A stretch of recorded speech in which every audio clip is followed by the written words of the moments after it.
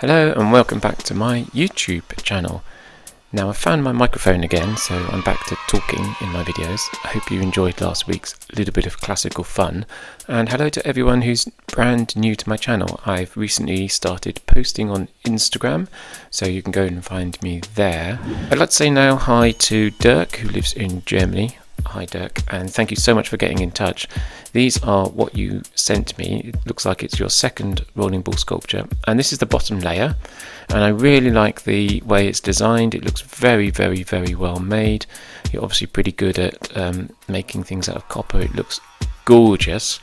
I like these. Well, they look like bicycle seats, but they're obviously collector trays to collect all the balls. And the second layer up actually contains a pool table, so it's really nice to see pool balls being used on a pool table, and it looks to me like the balls are going to land on the table and then roll into the holes and then get collected at the bottom. So it looks a lot of fun and it's really well made. Thanks so much for sending me the pictures, and obviously the top layer is still yet to be done, so yeah, really looking forward to how that goes. Now I need to get on with my ball collection system because my balls need to be loaded now onto my lift to get them raised up a bit. So let's get started. So down into the workshop we go, and I've had a little bit of a shuffle around, and you'll see some of the furniture is in a different place. In my jig drawer I've got some jigs, and in this case it's just a long solid wobbly dowel that I put into the drill, and then I'm putting a piece of copper wire through a hole and making it into a coil. I did this a couple of videos ago on the helical spiral, so you should have seen that quite recently. And then I'm making the coil a bit shorter and taking a couple of lengths of copper wire. Just looking at how the little infeed is going to go for the bottom of this lift on this one. And then very gently it's possible to bend the coil into a nice U shape that will follow the shape of the two tracks that I've already bent. Then you feed the tracks into the coil and make a decision. Yep, it's good enough to go. So here I am soldering the first track inside the coil. Shouldn't bother clamping the whole thing down in this case, and it is kind of a bit wobbly, so I'm chasing it all over the place, as you can see.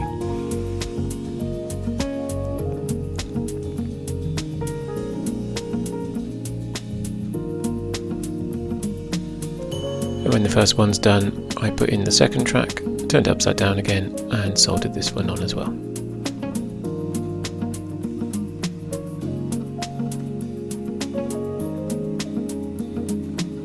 Once all the soldering's done, it's quite a lot of cleaning up to do, which is done with wire wool. Then you end up with a nice shiny coil with a lovely ball track running through it. There's always time for a quick test.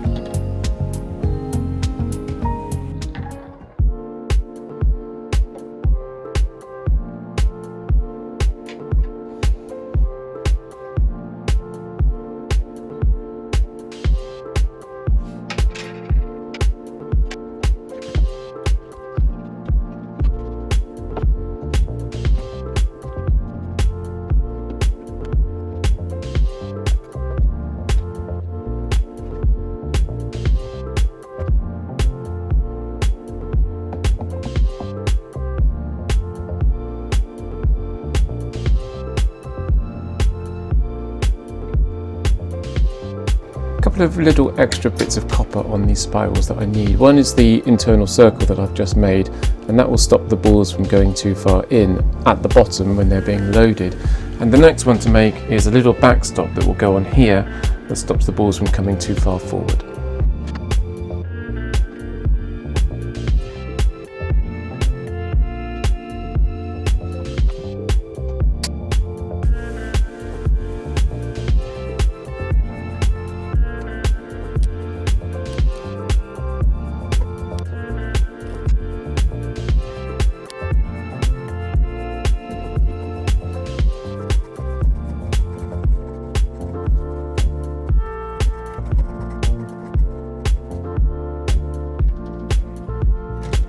Now there is a saying called measure twice, cut once, and I didn't do it this time, and I've got it wrong.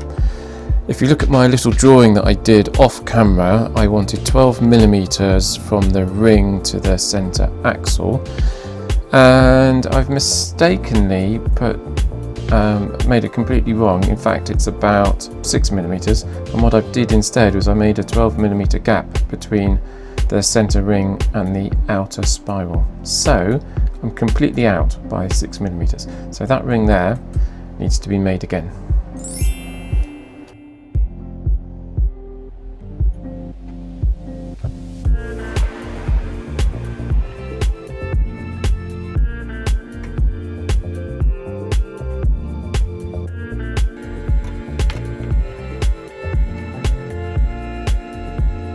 Now it's time to fit the entry track to the vertical track, but there were 5 positional considerations that I need to take care of.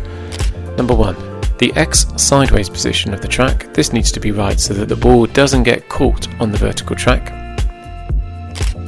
The Y position of the track, so that the coil prevents the ball from falling out of the cue line. The Z height of the track, so the balls are loaded into the lower ring without getting caught. The theta angle, which is the angle of entry into the lift, it needs to look right and also present the balls well to the lift. And finally, let's call this one the angle of the dangle. This regulates the speed of the balls. If they're too steep, then they'll just bash about at the bottom. If they're too shallow, then the balls won't auto-feed into the lift.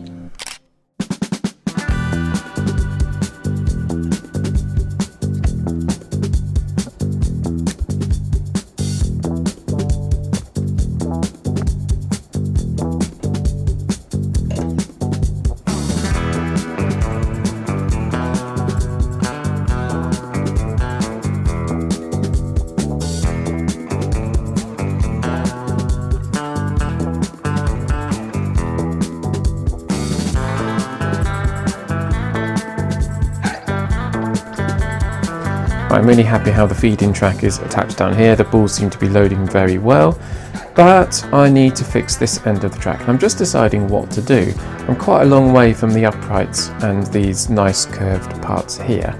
And I always kind of had in my mind at some point I would decide whether or not to fit a central column, a very nice straight dead center piece of copper wire, and then I can attach all the things at both ends to the centre and to the outside, and I thought it would make a nice kind of symmetry about it as well, so when you look from above it's a nice kind of hexagonal kind of star type shape.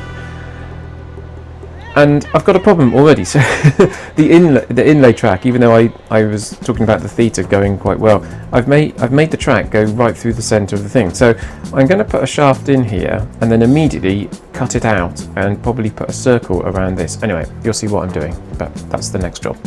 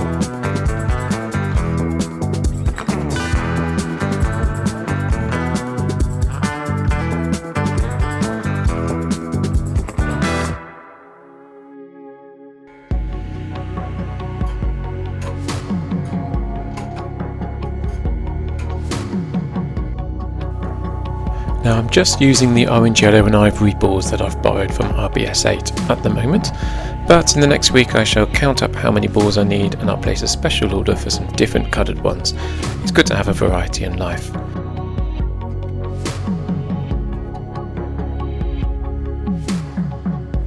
I'm just feeling so happy and absolutely chuffed to bits that this loading chute has worked first time. Sometimes it can take ages to get all the bends and the fitting just right, but I think I've got the hang of things now.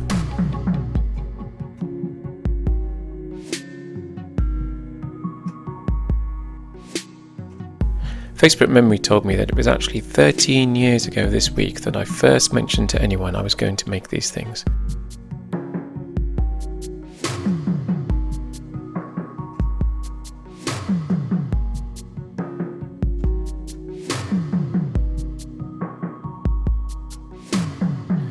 Now I got a really good feeling about this sculpture. It's going pretty well and it's going to be so good looking when it's filled with all the tracks.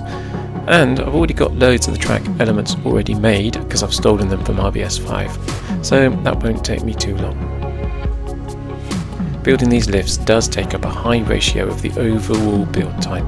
You've got to sketch out the overall plan, do the woodwork, hide the motor, hide the electrics, build the frame, build the lift, set everything vertical and straight, do the exit track, and then finally the loading track at the bottom can be done.